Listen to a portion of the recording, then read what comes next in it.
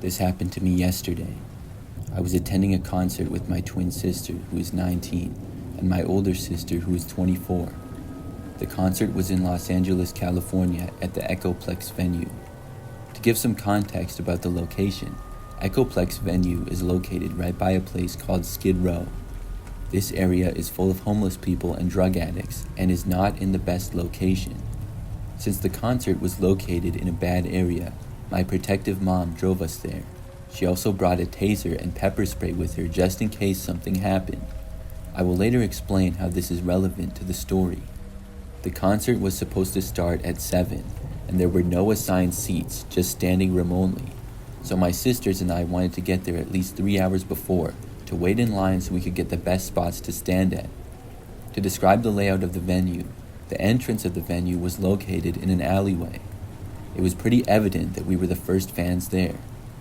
So we got there through the alley and pulled up to the entrance and asked one of the security guards where they wanted us to start the line. He told us that he wanted us to start the line on the sidewalk and pointed to the entrance of the alleyway. We made our way there, and we knew we would be waiting for a while, so we brought lawn chairs and set them up along the sidewalk. My mom, being street smart and overly protective, did not want to drop us off and leave, so she stayed in line and waited with my sisters and I. We were sitting along the small brick wall just outside of the alleyway. I turned to my left and there was a tattoo parlor with a table and chairs in the front. Half an hour passed and a handful of fans arrived to wait in line as well. Now remember, we're in California and the weather gets warm. We knew that smaller concert venues can get packed and create a lot of body heat, so my sisters and I were wearing jean shorts. This is also relevant to the story. After waiting a while, I looked towards my left where the tables were in front of the tattoo parlor.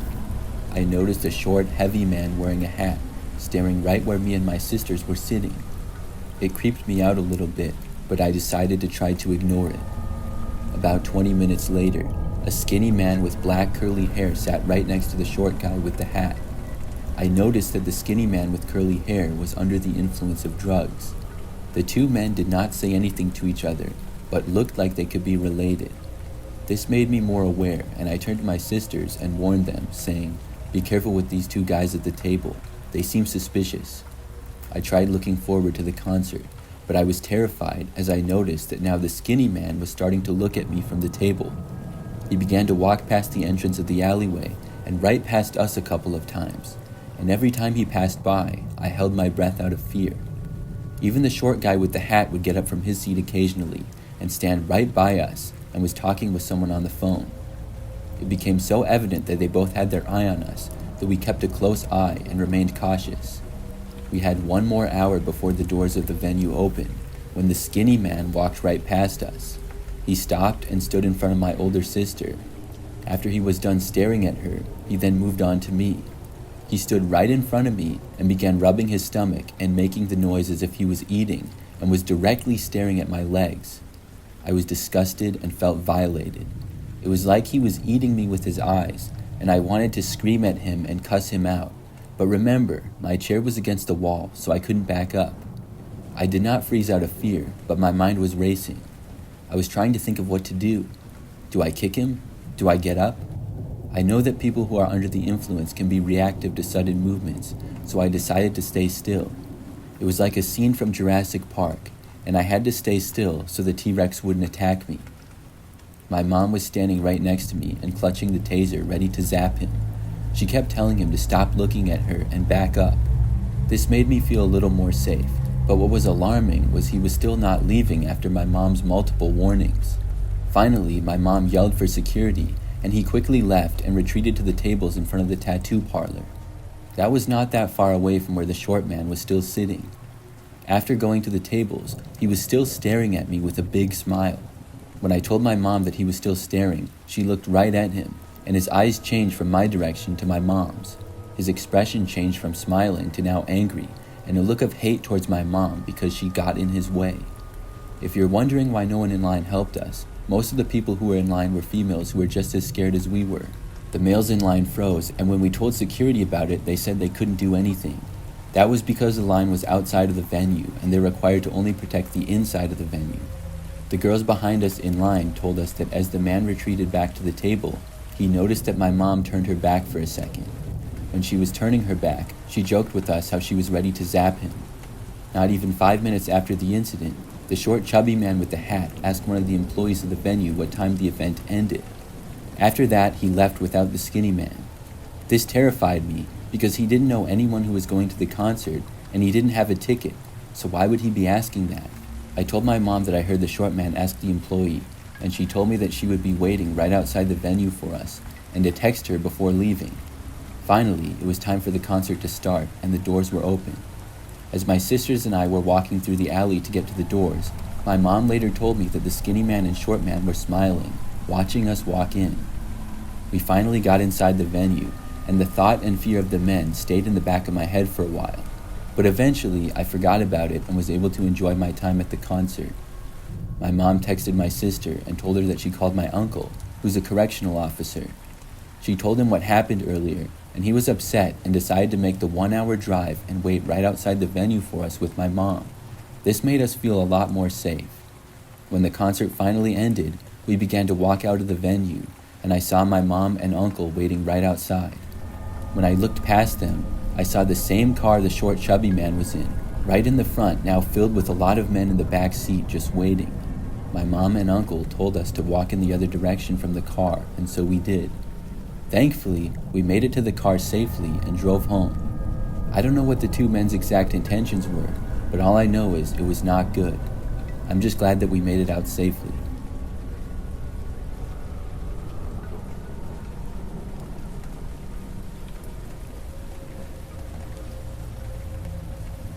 This happened to me back when I was a kid. I remember that one time I had to go to my older sister's concert.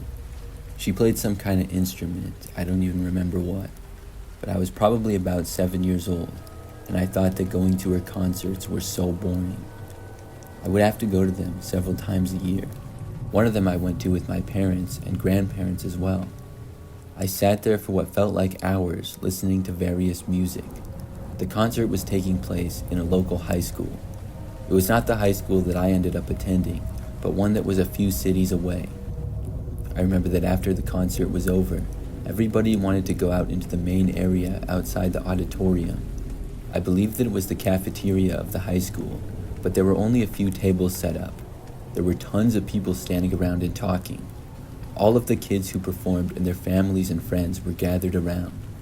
After we located my sister, we were talking to her and some of her friends. In this time, I happened to spot one of my friends from school. He had an older sister who was in the concert as well. When I saw him, I walked over to say hi. Then we started walking around the school a little bit, just talking. This only lasted for about 5 minutes, and then his parents called him over to leave. At that point, I was more towards the front of the school, but still in the same large room. I started to walk back over to where my parents and sister had been. When I got over there, I no longer saw them though. I figured that they must have moved. I started to kind of walk around and look for them.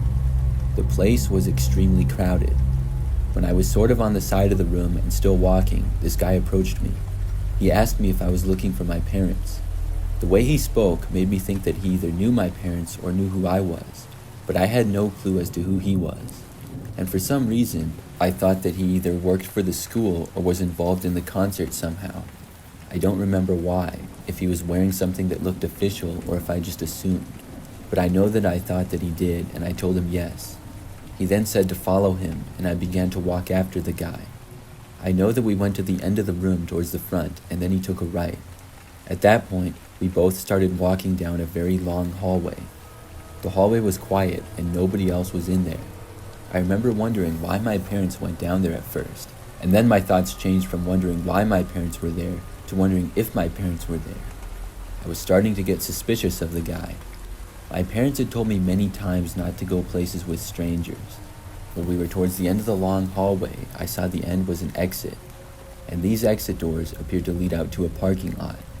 I kind of slowed down and then stopped. I had a really bad feeling about it now. When I did that, the guy told me to hurry up. I still wasn't moving though. At that point, he stepped back and grabbed my hand and started to tug me in the direction. I was resisting and struggling to. I was small for my age, so I didn't have much strength compared to him. But the more he pulled on my arm, the more I tried to get away from him. I was starting to move in the wrong direction. The hallway that we were in was lined with lockers. I remember that I was right next to them as he was pulling on my arm. I just started kicking the lockers as hard as I could. I was making a really loud sound. The guy yelled at me to stop, but I didn't. He then tried to grab my other arm and almost pick me up. I was resisting and kept kicking on the lockers. I was making a super loud noise. Then someone else entered the hallway. It was probably somebody that heard the loud noises. When they did, they yelled at us asking what was going on. That's when the guy just bolted. He let go of me and then went out the side exit door. I then went running back towards the person at the end of the hallway. It was a woman who I did not know, but I went up to her and told her what had happened. She eventually helped me find my parents, and I remember she got to a phone and called the police as well. An officer came out to the school and talked to me, and they looked around for the guy, but he was long gone. And I don't know if he was ever found either. I'm just grateful for the woman, and I'm glad that I didn't get kidnapped that night.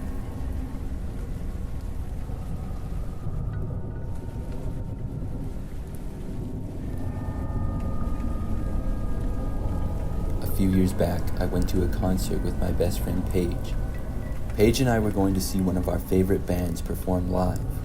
We had planned to go almost a month in advance. The concert was at a location in the city, and quite a few other people were going as well. I remember that because it was downtown, parking was a little bit hard to come by. We found a really cheap lot, but the problem was that it was kind of far away from the venue. Parking close by was either not available or super expensive. We didn't mind walking at all, and we even got there pretty early. After we parked, I remember that we were going to go on the sidewalk, and this area was pretty quiet. There were not many other people around, but these two guys were sort of walking near us. We didn't make it more than 10 feet when they approached us and asked if we wanted them to take us closer. They said they could give us a ride. We said no thanks because we really weren't interested. I remember the guys kept asking if we were sure and said that they could do it for free, but we still said no. At that point, it seemed sort of sketchy. So eventually, they stopped talking to us and we continued to walk. It took maybe 20 minutes to walk to the concert, and when we got close, things were much busier. Then we went inside, and were at the concert for the next several hours. When the concert was done, it was now later at night, probably about 11 o'clock. We walked back the same way that we had got there, and at first the sidewalks were packed, but soon they got quieter and quieter. By the time we got within a couple of blocks of our car, there was almost nobody around at all. The area was also much darker, with less street lamps. Pretty soon though, the parking lot with Paige's car was in sight. It was a lot that was outside and fenced in, but not that secure. You could easily walk right over the fence. There was probably only about 10 cars in this parking lot now. Right when we made it into the parking lot and were entering, the same two guys were there. They once more approached us in the parking lot and asked us if we needed a ride. We said no, we drove, and pointed to the car that we took. I remember that the guys were still trying to get us to go in their car with them. We started walking away, and they followed us. I told them to leave us alone, but they did not. That's when Paige threatened to call the police. At this point, they finally backed off and acted like they had done nothing wrong. They were surprised that Paige would suggest such a thing. We got inside of her car and started to drive away. But right when we left the parking lot, we saw really bright headlights of a car behind us. It was the two guys who were trying to get us to go with them. When we left, they followed us out, and they followed us out of the city entirely as well. They kept flashing their brights on and off, which was really annoying. At first, Paige took a couple of random turns to try to lose them. Then she just started driving back. We weren't really sure what to do about it. After following us for probably 15 minutes though, they finally turned and left us alone. I'm not sure what those guys were trying to do. I'm really happy that they stopped following us though.